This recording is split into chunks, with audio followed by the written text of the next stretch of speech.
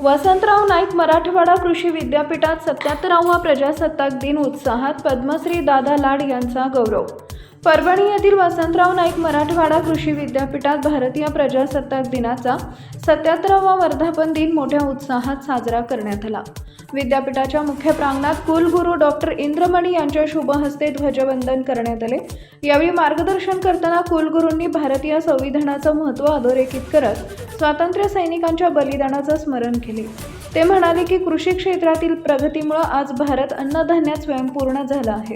यामध्ये शेतकरी, शास्त्रज्ञ आणि नियोजनकर्त्यांचं योगदान अमूल्य असून राष्ट्रहितासाठी समर्पण भावनेनं कार्य करणं हीच खरी देशसेवा आहे।